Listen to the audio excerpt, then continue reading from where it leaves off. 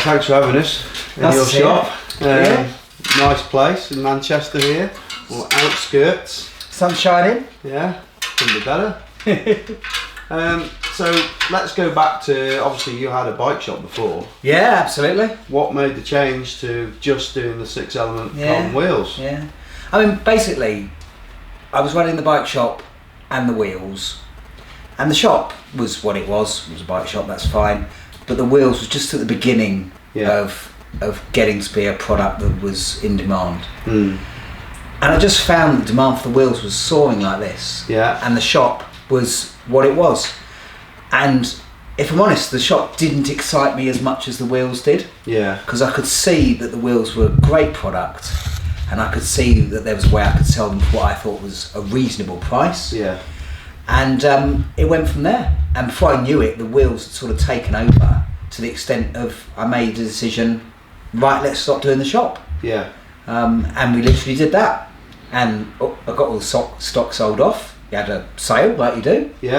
And became full-time doing the wheels. So when was this? When did you start doing 6-element, and when did you go full-time on 6-element? So 6-element started in October 2014. And we ran both about a year. So I've been doing the wheels, basically 2 years really, as a more or less full-time enterprise. And it's going from strength to strength. Yeah, it's great. It's really good. I don't mind saying we beat our sales target. Calendar year 17 just finished. Brilliant. I've set a more ambitious target for 18 because you do. And so far so good.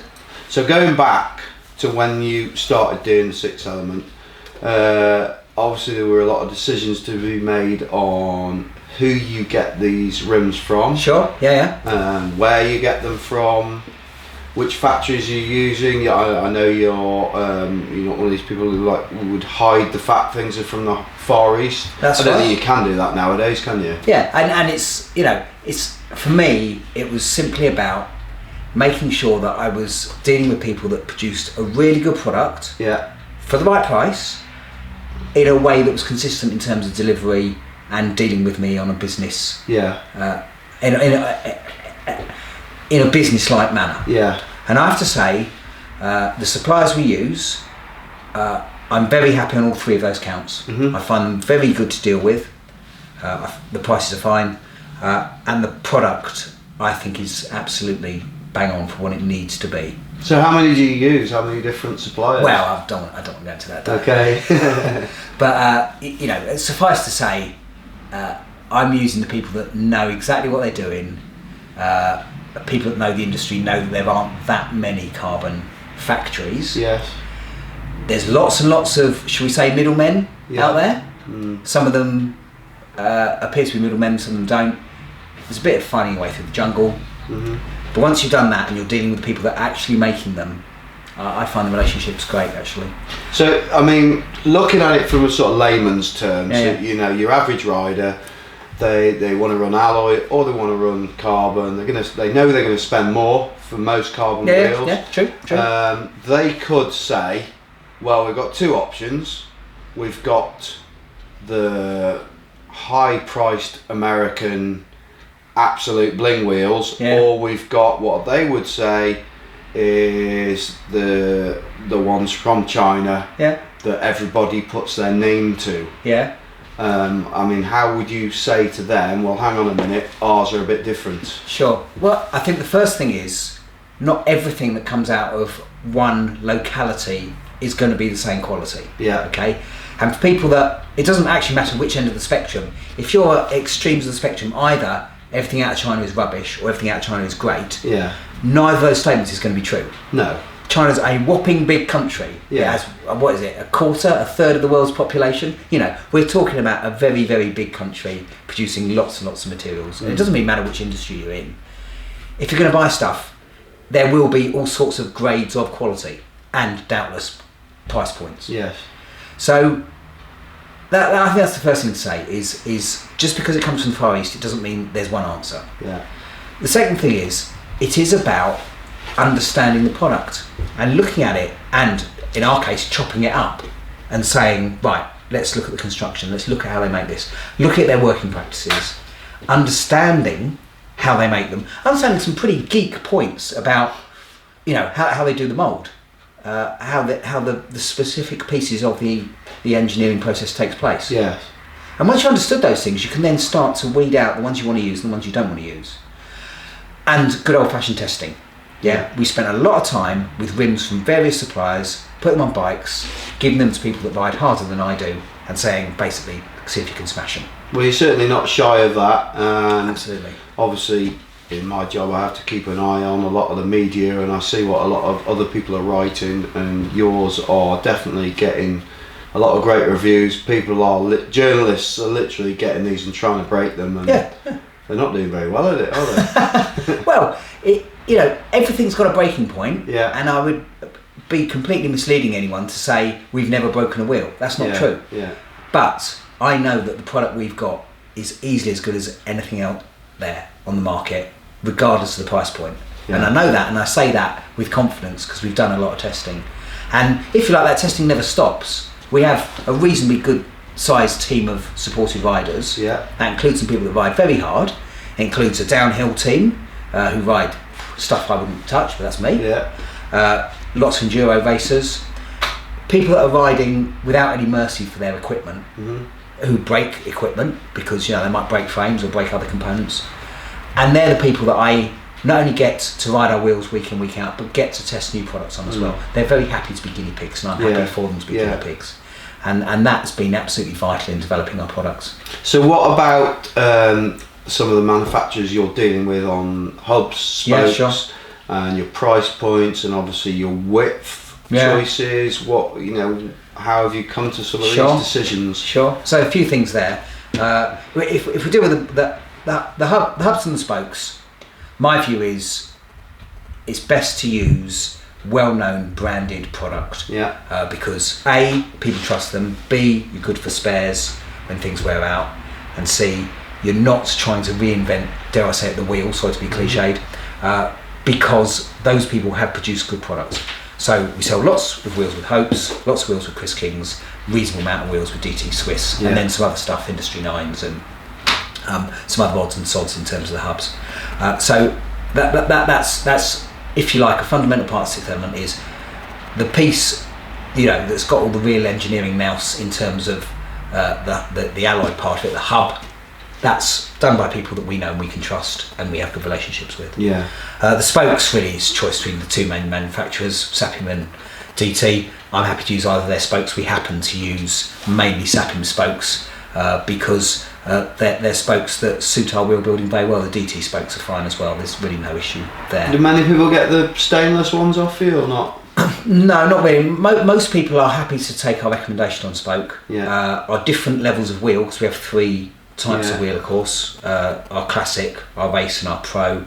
Those three each have different types of spoke because different types of spoke weigh different amounts, have different performance characteristics, cost different amounts of money. So the more expensive wheels have, if you like, the flashier spokes. Because we build all the wheels ourselves here in Manchester, we can actually mix and match there. So if someone wants to buy, say, our classic wheels, but they want our high-end spokes on them, they can do that and we can upgrade them. That's not a problem. Do you use the flat blade spokes? Yeah, that's right. So our pro wheels have the bladed spokes on them. Right, okay. Bladed spokes are amazing things. They look like pipe cleaners and you think, look at this, but they're amazing. Building to lovely wheels. And you've looked obviously a lot into widths. Sure. Because I think the thing that a lot of people, when they talk about comparing carbon with alloy, they don't necessarily talk about comparing the same width and the weights. That's true. You can get a real light build with a wide rim on carbon as well. That's right, and I think that's absolutely right. And quite a lot of people will ask us about weight. And some of our builds are wider rims if they're using, let's talk internals for a minute, if you're using 32 internal or 40 internal or 45 internal, they're going to weigh as much as an alloy wheel that perhaps has got, I don't know, a 24 internal. And if people just look at the two weights, they might say, well, carbon isn't any lighter. But if you have a wheel, if you have an alloy wheel that's got a 45 internal, it'll be like not light. So I think it's right to compare, apples with apples rather than comparing a thin alloy and a wider carbon. In terms of the widths we've chosen, I mean, it is basically driven by the different styles of riding. So our 24 internal is the classic XC wheel. Our 32 internal is your classic trail and enduro wheel, and our 40 and 45s are for your mid-fat, your 2.6 through to your 2.8, even your 3-inch tyres. So that's the sort of logic. And then there's a few points in between those. So we do have our very expensive end of the range, the Pro wheels. We have an option there where it's only a 28 with a 23 internal, because it's a very light wheel. That's a wheel set that only weighs under 1250 grams for the set, and that's got quite a thin rim on it because that's for an XC racer. Other extreme, we have a race wheel which is 40 and 46 external. That's great for a 2.6 tyre, but it's not for everyone's cup of tea if they're running a 235. Lots of numbers there, sorry, but the real answer to the width question is, depending on people's riding style, there's the right choice to be made. And if they want some flexibility, because they might run 235s this week but 2.6s next week, then there's a right answer for that as well. So what about warranty? Sure. Also how the wheels will turn up, you know, how you're going to be taping them, your valves you're putting in, etc. Sure. So we'll do a warranty first. Every wheel has a 2-year no quibble guarantee that deals with any issues around manufacturing defect. So if there were a defect on, say, the manufacture of the carbon rim or the hub or the spoke, or if we'd made a mistake and built the wheel wrongly, I don't know how that would happen, but if we did, that's covered. That's a 2-year no question at all guarantee. We also run alongside that a 3-year crash replacement policy. So if you smash your wheel because you broke it, same as you broke anything else on your frame because it was perhaps your fault for whatever reason, then we will rebuild with a new rim for $275. So basically we're rebuilding at cost. Right. And my view is it's fair that people pay for that. If they've broken something, we can't do it for free because at the end of the day it's a business. But equally we're not making money out of people who need a new product if they do break one. So, and when you are building these wheels, you sort of pride yourself on building and testing and retensioning, don't you, before it goes out to the customer? Yeah, that's right. So basically, we never have a wheel that's built and tested and sent out with only one person. Every single wheel is built by one person and checked by someone else. And we do that because we're humans, we're not robots. So it's important we have a quality assurance process which can deal with the fact that, I don't know, someone might have an off day. It doesn't actually happen like that, but we want to be sure it's not going to happen. We also leave every wheel overnight. So we finish a wheel set, we don't just put it in a box and send it out. We'll leave it overnight, take it out again the next morning and check it. And again, my view is people are paying for a good, high quality product. We need to be sure it is exactly that, high quality. So that extra time in checking is time well spent. And what would you say to people who would look at you compared to high-end American brand that would cost more than double the price of your wheels? How would you justify yours other than the price? Sure. Simply, our wheels was good. And I know that because I've had those high-end and I've seen them broken and I've seen what they're made of. I know our wheels were as good as those. Now, I would say that, wouldn't I? Because, I work for Sixth Element. But the bottom line is, I know that the product is as good. And one of the driving forces for me when I first got into doing Sixth Element was I knew after a bit of research and some work and some testing that we could produce a really good quality product for what I think is a very fair price. And your graphics they're not just stickers as well, are they? I mean they're not stickers at all.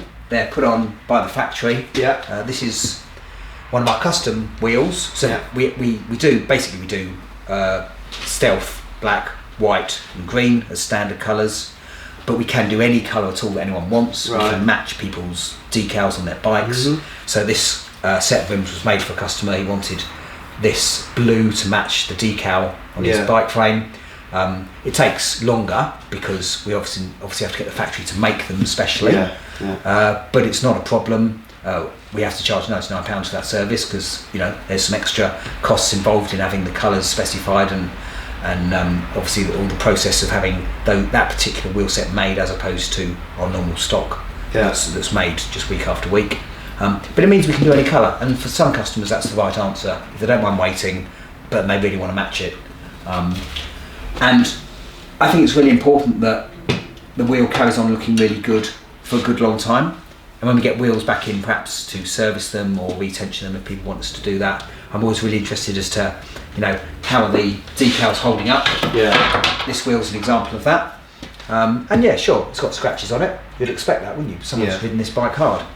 But it really is something that's, I think, in my experience, very different to a sticker, where I've had plenty of bike wheels, rims, with stickers that start to peel off, or with washing they lose their colour, or they just plain look a bit scruffy, and I think our decals don't, and I'm really pleased with that. So, looking forward now to the future. Sure. What's the plans for Six Element? Sure. So we've launched our new 2018 range, which is our race range. Those are wheels that all have asymmetrical spoke patterns. So basically it means that the spoke bead isn't in the middle of the wheel, because a wheel isn't a symmetrical thing. So you've built a stronger wheel by having the spoke bead adjusted before you've even started building the wheel. We've launched those for 2018. I'm really keen to be out at all the events again this year. We've got a very full calendar in the UK. We've also got races in Europe. We've got some races in North America. So hopefully people that are on the race scene will see us out at those events. And I'm always really keen to talk to people about wheels. That's me. I love building wheels. I love riding my bike. I love talking about wheels. So if guys are doing events this year, the chances are we'll be at those events. Brilliant. So a lot of riders out there, they'll be on their alloy rims, and Sure. they'll look at these carbon rims and maybe not too sure of the differences. So what would you say are the advantages of a carbon rim? Yeah, sure. For me, carbon wheels is all about performance. Yes, they are lighter, and yes, they are stiffer, but it's all about the ride experience. And when I first started building carbon wheels, it was one of those moments with biking that you don't get that often, where you fit a new component and it really does change the way you ride the bike. And the only other example I can really think of that's similar to that is the dropper post. And I'm old enough to remember riding bikes without dropper posts. Yeah, me too. And then you put one on and you went out, and almost that first time you used it, you thought, wow, how did I ride a bike without one of these? Now, it's not quite how did I ride a bike without carbon wheels, but it is very much that experience of you can really tell the difference. Yeah. Now, I often say that sort of a sentiment to prospective customers, and then I'll talk to them after they've bought the wheels and ridden them for a bit, and often the customers will say, yeah, that was true what you were saying. It really does change the ride, so it's all about performance.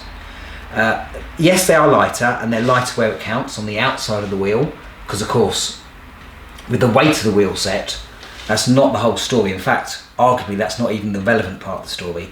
It isn't so much how much the wheel weighs, it's how much the outside of the wheel weighs. So you might use a hub that's super light, but the hub doesn't move very much, does it? No. Whereas the rim, centrifugal force, that's isn't right, it? yeah, the rim is the important part in terms of the weight. And actually, of course, nothing to do with which wheel you use. Your tyre choice is hugely important there. Yeah. You might use a tyre that weighs 1,200 grams, or you might use one that weighs 650 grams at the two extremes, and that of course makes a huge difference, much more than the weight of a rim. So yes, the weight's important, the stiffness is important, because it gives you a really predictable ride, but the main thing is the performance, the cornering, the acceleration, general handling. That's what it's all about. And honestly, if people didn't believe me, I'd say to them, hey, give us a ring, we'll lend you one of our demo sets. Yeah. Because I think when you've ridden them, you get what I'm saying. Perfect.